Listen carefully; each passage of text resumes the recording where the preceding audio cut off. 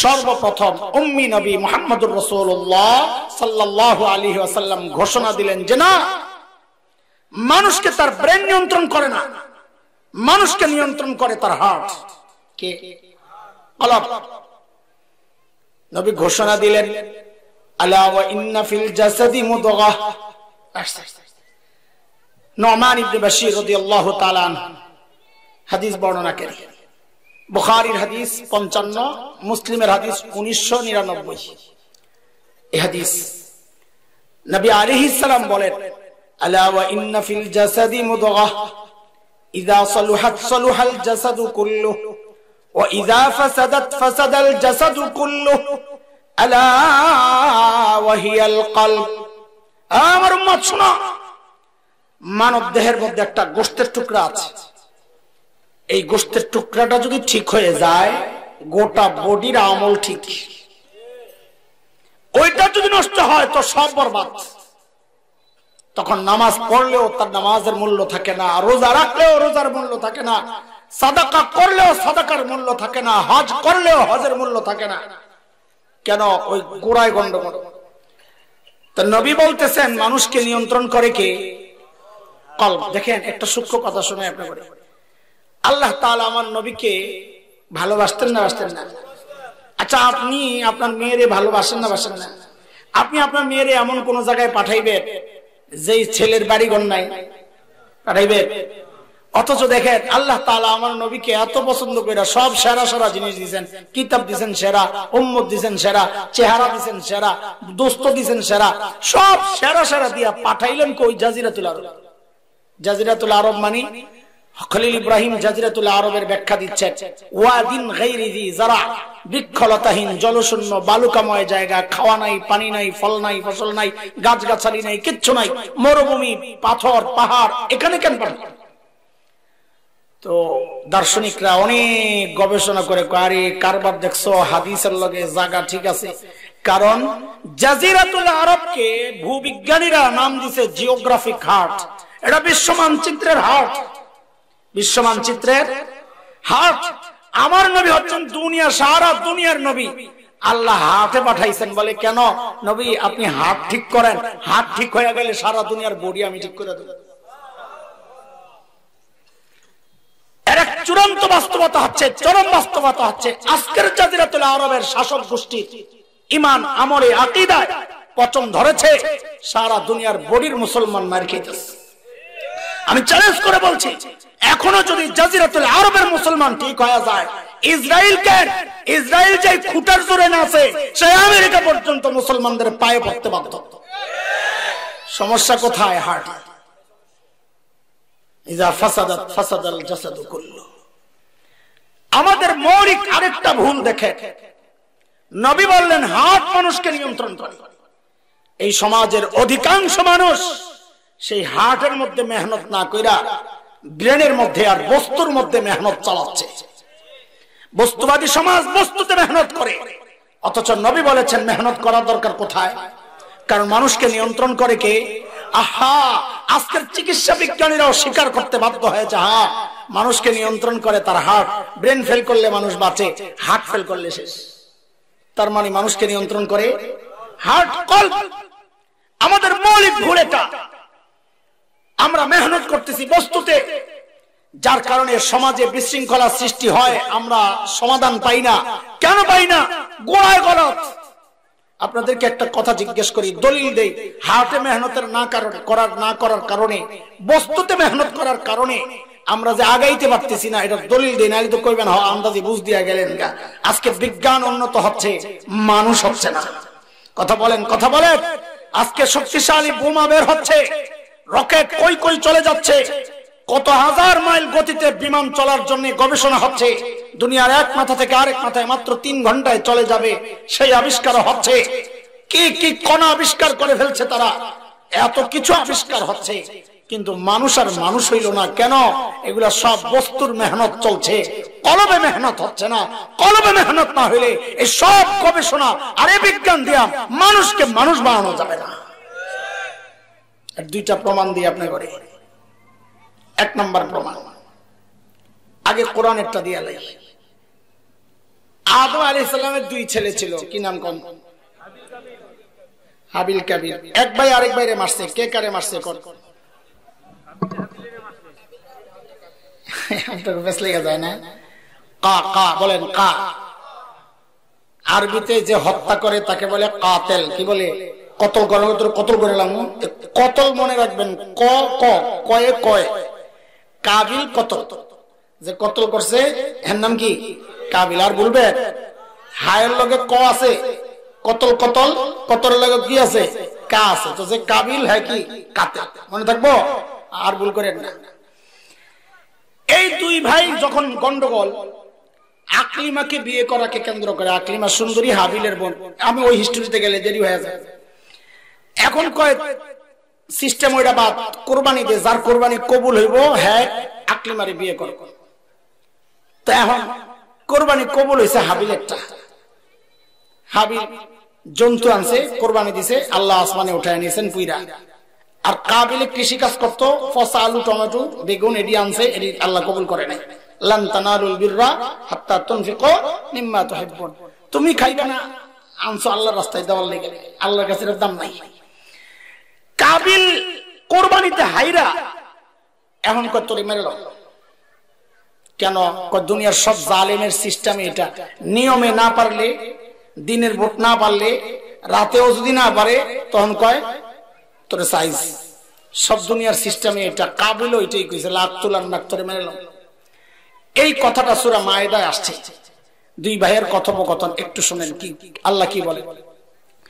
وَاتْلُ عَلَيْهِمْ نَبَأَ ابْنَيْ آدَمَ بِالْحَقِّ إِذْ قَرَّبَا قُرْبَانًا فَتُقُبِّلَ مِنْ أَحَدِهِمَا وَلَمْ يُتَقَبَّلْ مِنَ الْآخَرِ قَالَ لَأَقْتُلَنَّكَ قَالَ إِنَّمَا يَتَقَبَّلُ اللَّهُ مِنَ الْمُتَّقِينَ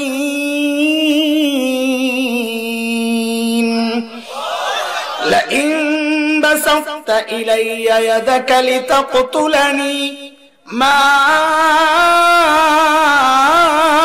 أنا بباسط يدي إليك لأقتلك إني أخاف الله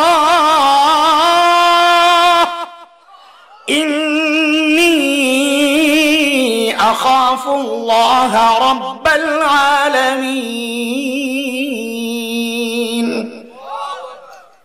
আল্লাহ বলতেছেন এক ভাইয়ের কুরবানি কবুল হয় নাই, তার এক ভাই কি কয় লাখ তুলান নাক তোরে মেরালাম। হাবিল এখন কি বলে? বলে ভাই রে, লাইম বাসাত্তা ইলাইয়া ইয়াদাক লিতাকতুলানি, তুমি যদি আমার দিকে হাত বাড়াও আমাকে হত্যার জন্য, মা আনা বিবাসিতি ইয়াদিয়া ইলাইকা লিআকতুলাক, আমি কিন্তু তোমাকে হত্যার জন্য আমার হাত বাড়াবো না। খেয়াল করো, কেন বাড়াবো না? কারণ আমাদের বাবা সিসি ক্যামেরার সামনে বসে রয়েছে, সব দেখতেছে, আমি ধরা পড়া যাব। এটা কইছে কথা বলেন। প্রযুক্তির কারণে ধরা পড়বো, সেই ভয়ে এই অপরাধ আমি করব না। হাবিলকে এই কথা বলছে, তখন সিসি ক্যামেরা আছিল। আমি যদি এই কাজ করি আমার র্যাবে নিয়ে ক্রস ফায়ার দিব, হ্যাঁ এটা বলছে। আমি যদি এই কাজ করি আমার পুলিশে নিয়ে রিমান্ডে দিব, এটা বলছে।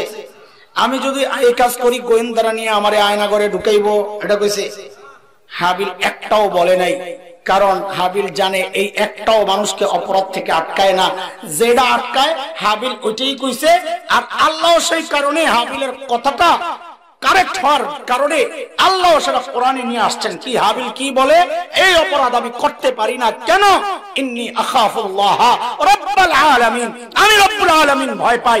রব্বুল আলামিন যে ভয় পায় সে অপরাধ করতে পারে না। তো দেখেন, মানব ইতিহাসের শুরুতে আল্লাহ জানাইয়া দিয়েছেন এই সমস্ত প্রযুক্তি মানুষকে অপরাধ থেকে আটকায় না, অপরাধ থেকে আটকায় আল্লাহর ভয়।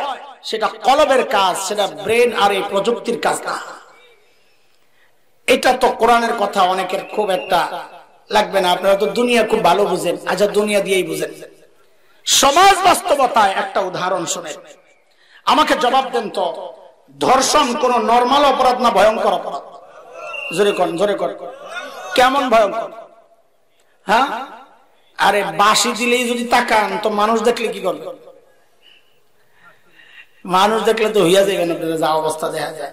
বাঁশির দিকে যদি পিছনে তাকাইতে হয়, বাঁশি দিতেছে ওদিকে যেন কেউ কথা না কয়, সবাই যেন এদিকে মনোযোগ দিয়ে শুনে। বুঝেন নাই কথা? বাঁশি ওই জন্য টিপতেছে, আপনারা বুঝেন না? আমি আর দেখতেছি কোন কারণে বাঁশি দেয়। ও লোক নামাইতেছে বাঁশি দিয়া, দেখছেন? আরেক ব্যাখ্যা হয়েছে, এটা আমারটা সে ভালো ব্যাখ্যা হয়েছে। আমারটা একটু ধরা পড়ার সম্ভাবনা আছিল, এই ব্যাখ্যা করে ধরা পড়ার সম্ভাবনা। খেয়াল করে খুব মনোযোগ না দিলে সূক্ষ্ম কথাগুলো বের করে, আমি তো খুব সাবলীল ভাবে বলার চেষ্টা করতেছি, কিন্তু একটু আরো একটু সিপাই ঢুকলে আপনারা বুঝবেন না, এই জন্য উপরে উপরে দৌড়াইতেছি। বলেন, ধর্ষণ নরমাল অপরাধ না ভয়ঙ্কর অপরাধ? কেমন ভয়ঙ্কর? এটা নারীর উপর নির্ভর, নারীটা কেমন। নারী যদি হয় ইমানদার, তাকে যদি বলা হয় তোমাকে ধর্ষণ করা হবে অথবা হত্যা করা হবে, সে বলবে আমাকে শতবার হত্যা করলেও আমি ধর্ষিত হইতে রাজি না, কারণ তার কাছে তার ইজ্জতের মূল্য তার জীবনের চেয়ে অনেক বেশি। আর বেড়ি যদি হয় রাত্রে 3টার শাহবাগের স্লোগান কর্মী, বিড়িও খায় গাঞ্জাও খায়, এটি এত ধর্ষণের এটা কোনো কিছু যায় আসে না। কোথাও কোথাও ধর্ষকের এদিক সেদিকে সে উপভোগ করতে পারে, আমি আর বেশি আগাইলাম না। ইমানদারের জন্য ধর্ষণ এক ভয়ঙ্কর অপরাধ, দুনিয়ার মানুষও মনে করে এটা একটা অপরাধ। কাজেই প্রযুক্তি যদি মানুষকে অপরাধ থেকে আটকাইত, তাইলে দুনিয়ায় যে সমস্ত রাষ্ট্র প্রযুক্তিতে উন্নত, ওই রাষ্ট্রগুলোতে ধর্ষণ সবচেয়ে কম হইত। বলেন কথা ঠিক কিনা? অথচ বাস্তবতা কি? গত কয়েক বছর আগে জাতিসংঘ সারা দুনিয়া একটা জরিপ চালাইছে, কোন সমস্ত রাষ্ট্রের ধর্ষণ বেশি হয়। জরিপটা কার? হেফাজতে ইসলামের। হ্যাঁ, কার কার? জাতিসংঘের। জাতিসংঘের কার? মুসলমানদের পক্ষের শক্তি না বিপক্ষের? হ্যাঁ, এটা বুঝছেন, এটা বিশ্বাস রাখেন, পক্ষ মনে করেন না। জাতিসংঘের জরিপে আসছে সারা বিশ্বের মধ্যে শীর্ষ 10টা দেশ যারা ধর্ষণে শীর্ষে, তাদের মধ্যে 1 নম্বরে নাম আসছে আমেরিকা। কার? সারা দুনিয়া ধর্ষণের শীর্ষ দেশ কোনটা? ওরা কি প্রযুক্তিতে দুর্বল না উন্নত? অনুন্নত না উন্নত? বোঝা গেল প্রযুক্তি যদি মানুষকে অপরাধ থেকে আটকাইতে পারত, তো আমেরিকায় ধর্ষণ সবচেয়ে কম হতো। অথচ বাস্তবতা উল্টা। কেন? কারণ সেখানে কলবের মধ্যে সবচেয়ে মেহনত কম হয়েছে, এই জন্য ধর্ষণ সবচেয়ে বেশি। 2 নম্বর দেশ হচ্ছে সাউথ আফ্রিকা। আমি শুধু জিজ্ঞেস করি আপনাদেরকে, ওরা প্রযুক্তিতে উন্নত না অনুন্নত? হ্যাঁ। 3 নম্বর সুইডেন, প্রযুক্তিতে উন্নত না অনুন্নত? 4 নম্বর আপনার দাদারা কারা? সুবহানাল্লাহ। আগে যে আমরা চিল্লাইছি, আমগরে তো দাম দেন নাই, এখন সবাই শুরু করছেন, আমরা এখন চুপ হয়েছি। তোরা চিল্লা, আমরা তো চিল্লাইতেছি সারা জীবন। দোস্ত চিনলি না, এখন বন্ধু চিনলি না, দুটো পেজ দেয় তুই খাইতে যাস, আর যে সবটা নিয়ে যায় সেটার খবর নাই। এখন পাবলিক চিন্তাছে কি জিনিস।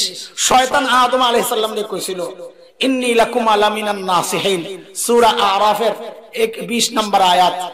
ইন্নী লাকুম আলামিনান নাসিহিন, আমারে ভুল বুঝেন না, আমি আপনাকে হিতাকাঙ্ক্ষী। সুবহানাল্লাহ। শয়তান যার হিতাকাঙ্ক্ষী হয় তার যেমন শত্রু লাগে না, ভারত আমেরিকা যাদের বন্ধু হয় তাদেরও আর শত্রু লাগে না। আমাদের বন্ধু হয়ে হয়ে আমাদের কলিজা চিপ্পা চিপ্পা খাইছে ওরা এতদিন। এখন কলিজা চিপ্পার মেশিনটা নষ্ট হয়ে গেছে, পাবলিক হেলিকপ্টারে উঠায়া পাঠাই দিছে, এখন তার চিপতে পারে না, এখন মাথা খারাপ হয়ে গেছে। কথা ঠিক কিনা বলেন? আমার দেশ দখলের হুমকি দেয়। শুভেন্দু বাবুরা আসেন না, ওয়েলকাম। ছোটবেলার থেকেই তো জিহাদি চেতনা লালন করছি, সুযোগ তো পাচ্ছি না। আয়েশা দেখেন, শাইখুল হিন্দের রুহানি সন্তান আমরা, আমাদের পরিচয় আছে একটা ভিন্ন।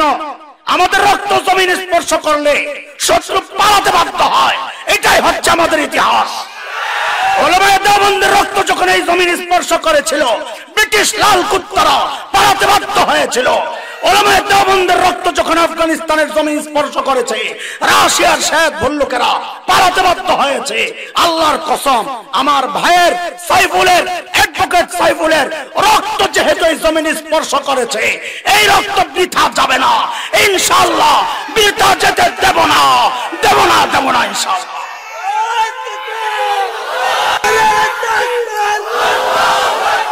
ইসলামের শত্রু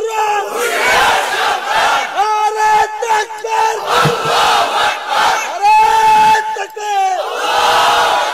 যারা ধর্ষণের শীর্ষ 4 নম্বর দেশে সিরিয়া, তাদের 5 টাকা গোলামরা যখন বাংলাদেশে এসে নারী অধিকারের কথা বলে, তখন মনে চায় জুতাটা খুইলা, খালি জুতা না, ময়লা লাগায়া, ময়লা ও কালাটা না, ওইলদাটা লাগায় মোহের মধ্যে মারতে। কথা বলেন ঠিক কিনা?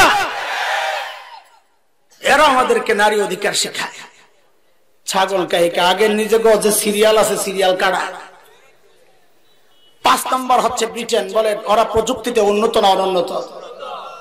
বোঝা গেল প্রযুক্তিতে উন্নত হওয়া সত্ত্বেও যেহেতু ধর্ষণের শীর্ষে, বোঝা গেল প্রযুক্তি মানুষকে অপরাধ থেকে রোখে না। রোখে কে?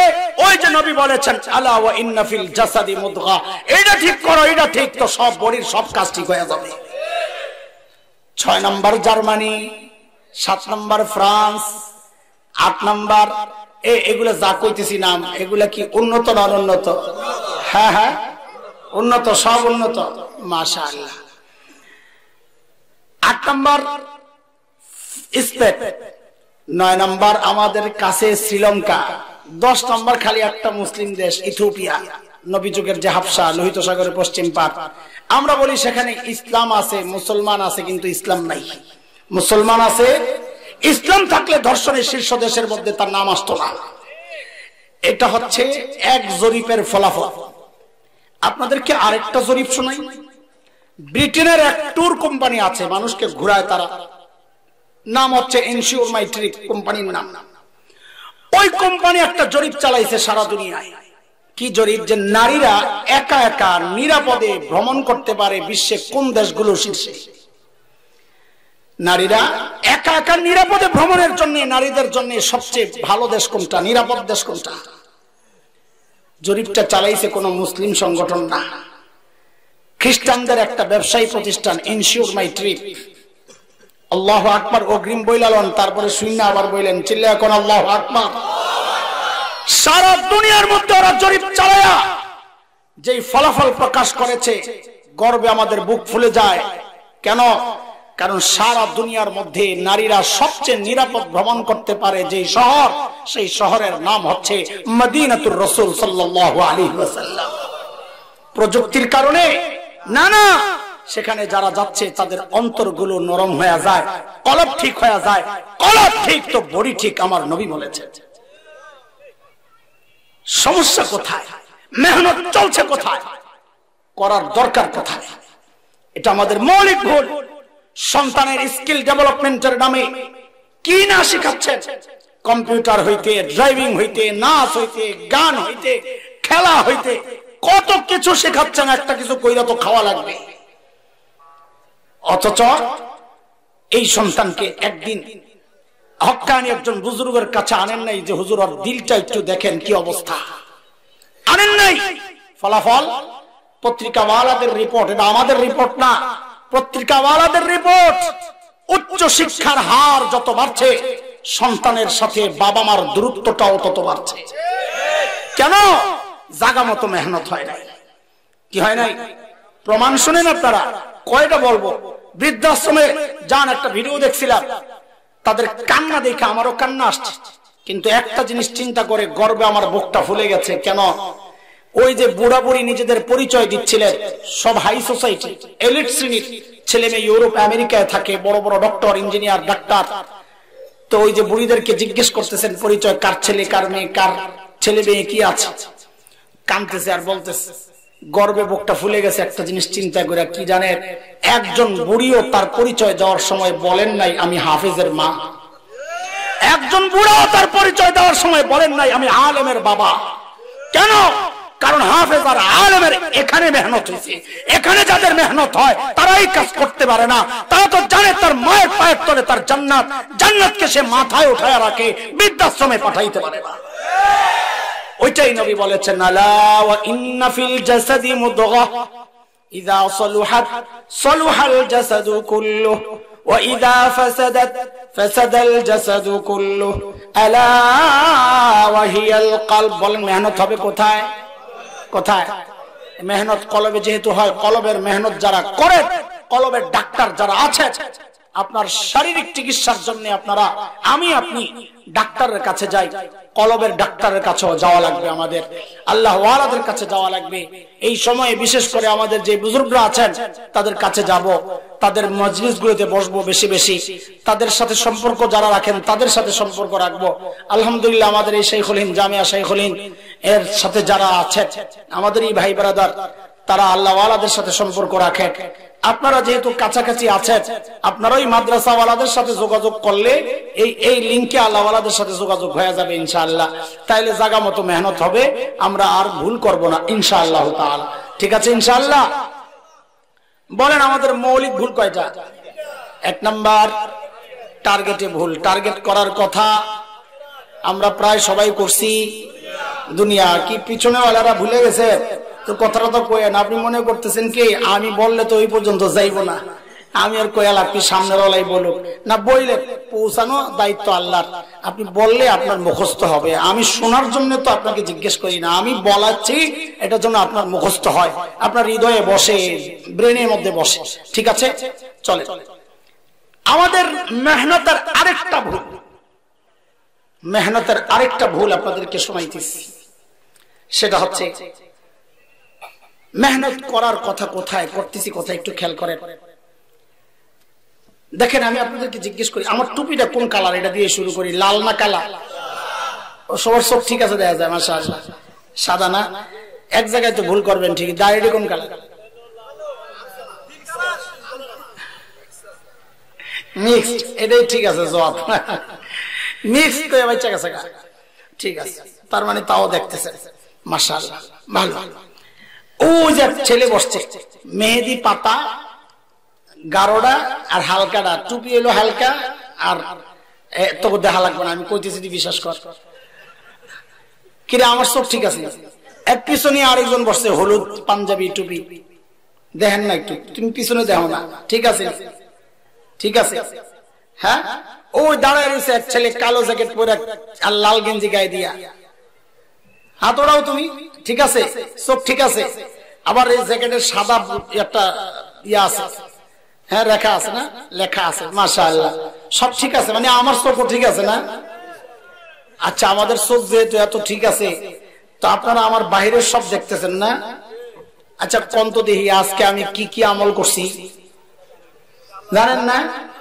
এমন কোন বিশ্বাস নাই যে ভিতরের খবর জানে। আল্লাহ রে, বাংলাদেশে এমন বহু পীর আছে আপনার ভিতরে কি আছে সব জানে, সুবহানাল্লাহ। হ্যাঁ দরজা থাকে অনেকগুলো, আরে বাটপা এটা কি করে আগে বুঝালো না, আন্দাজি বাটপার কনজে দরজা থাকে 10টা, ভিতরে জানা আছে এই দরজা হইলো বউর লগে কাজ্জা, এই দরজা হইলো মামলা, এই দরজা অসুস্থ, এমন 10টার 10 সমস্যা, সন্তান হয় না। তো ওই যে রিসেপশনে জিজ্ঞেস করে কি সমস্যা ভাই, এই সমস্যা, যান ওদিক দিয়ে যান হযরত, এই দরজা দিয়ে পাইবেন সামনে গেলে।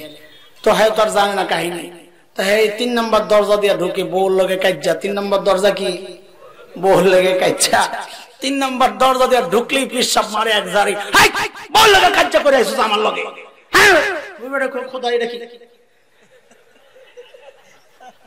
আমরা যে মগার মগা আমগরে এত কারামতিও দেখান লাগে না, পেট দেখেই তো শান্তি জায়গা দেওয়ান বাকির কাছে, কারামতি লাগে না, পেটটা বড় দেখেই আর কলিজা ঠান্ডা। ছাগল কাহি কাহি মানুষ নাকি রে? খুবিস বলেন আমাদের কলবের হালত জানেন কে? আমল দেখেন কে? বাহির দেখেন কে? খালেক না মাখলুক? বাহির দেখে আল্লাহর নবী বলেন ইন্নাল্লাহা লা ইয়ানজুরু ইলা সুওয়ারিকুম ওয়া ইলা আমওয়ালিকুম ওয়ালাকিন ইয়ানজুরু ইলা কুলুবিকুম ওয়া আমালিকুম। আরে আল্লাহ বলতেছে, নবী বলতেছে আল্লাহ তাআলা তোমার চেহারা কেমন, কাপড় চোপড় কেমন, ঠাটফা এগুলো আল্লাহ দেখেন না, তোমার মাল কত এটা আল্লাহ দেখেন না। বলে আল্লাহ কি দেখেন? আল্লাহ দেখেন তোমার আমলের কি অবস্থা, তোমার কলবের কি অবস্থা। তাহলে আপনারা আমার সাথে আবার একটু যুক্ত হন, কলব দেখেন কে? খালেক। বলেন বলেন কলব দেখেন কে? খালেক। বাহ্যিক দেখে কে? মাখলুক। বলেন বাহ্যিক দেখে কে? আবার বলেন ঠিক করে বলেন, কলব দেখেন, কলব দেখেন, বাহ্যিক দেখে আমাদের মৌলিক আরেকটা ভুল, ওই যে মেহনতের ভুল। খেয়াল করেন, মাখলুক যা দেখে বাহ্যিকটা, সেই বাহ্যিকটাকে স্বচ্ছ পরিষ্কার রাখতে আমরা কতটা ব্যস্ত, সারাক্ষণ এটা নিয়েই ব্যস্ততা।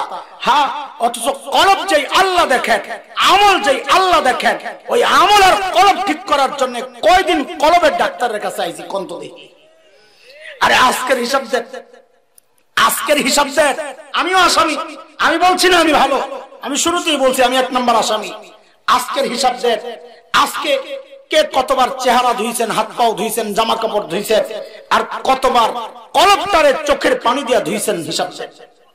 আমি মাঝে মধ্যে নিজেরই ধিক্কার দিই, বেটা তোর কাছে তোর কলবের চেয়ে তোর জুতার দাম বেশি। জুতায় ময়লা লাগলে ওই ময়লা নিয়ে চলস না, অথচ কলবের ময়লা নিয়ে দিনকে দিন বছরকে বছর ঘুরতেছস। চেহারায় ময়লা নিয়ে শুইতে যাস না, অথচ সারাদিনের গুনাগুলা নিয়ে ঠিকই ঘুমাইতে যাইতেছস। আমার কাছে আমার জুতার মূল্য বেশি। আমি পাঞ্জাবিটা ধুইছি এই সপ্তাহে কয়বার, কয়বার পাঞ্জাবি চেঞ্জ করেছি, কয়বার চেহারা ধুইছি, কতটা সাবান ব্যবহার করেছি, শ্যাম্পু ব্যবহার করেছি, আরো কত কিছু করছি। কি করছি? মাখলুক যা দেখে ওইটারে সাজায় রাখতে আমার কত ব্যস্ততা। আমার এক বোন, তার মুখের মধ্যে বরণ, এটা নিয়ে তার পেরেশানি, সারাক্ষণ এটা নিয়ে টেনশন, ইউটিউবে টিপ দেয় বরণের জন্য কি কি মাখা যায়। আরেক বোনরে জিজ্ঞেস করে, বোনরে তুমি জানি কি লাগাইছিলা, তার পেরেশানি আর পেরেশানি, অথচ তার কলব নষ্ট, সে বেপরদায় রাস্তায় বের হয়, এটা নিয়ে তার কোনো মাথা ব্যথা নাই। কথা কর ঠিক কিনা? মাখলুক যা দেখে তা ঠিক করতে আমরা ব্যস্ত, অথচ খালেক যে কলব দেখেন, সেই কলব নিয়ে কারো কোনো টেনশন নাই। এটা আমাদের আরেকটা মৌলিক সমস্যা। মেহনত করার কথা, খালেক যা দেখেন সেখানে মেহনত করতেছি, মাখলুক যা দেখে সেখানে। এখানেই সাহাবীদের সাথে আমাদের মৌলিক আরেকটা পার্থক্য। সাহাবীদের সাথে ওই যে মৌলিক পার্থক্য শুরুতে একটা বলছি না, এখানে আরেকটা মৌলিক পার্থক্য। সাহাবীরা ঈমান আনছেন তো বাহিরের এই সৌন্দর্যের মেহনত বাদ দিয়েছেন, কলব আর আমলের মেহনতে লেগে গেছেন। আপনাদেরকে আমি ছোট্ট একটা উদাহরণ শোনাই হাদিসের। আল্লাহর নবীর এক শ্রেষ্ঠ সাহাবী ছিলেন হযরত, প্রিয় সাহাবী হযরত মুসআব ইবনে উমাইর রাদিয়াল্লাহু আনহু। বলেন তো নামটা, বাইরে না বাড়ি বরাক।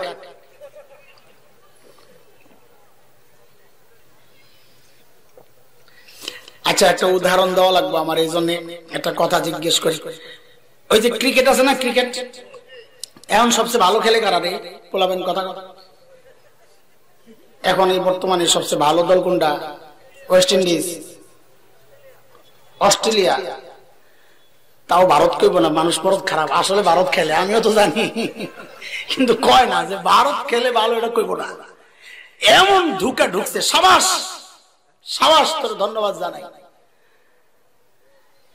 এখন ভারতের ক্যাপ্টেন কে? এখন বর্তমানে ক্যাপ্টেন কে আছে এখন? রোহিত শর্মা না, এটা না, আমি আরেকটা নাম খুঁজতেছি। এর আগে কে আছে? ধোনি। হ্যাঁ, আরে বড়স না, বিরাট কোহলি। এর আগে না, এটা না, আমি আরেকটা নাম খুঁজতেছি, ওইটা না, একটাও মিলে না। তার আগে সচিন না, না, হ্যাঁ হ্যাঁ হ্যাঁ হ্যাঁ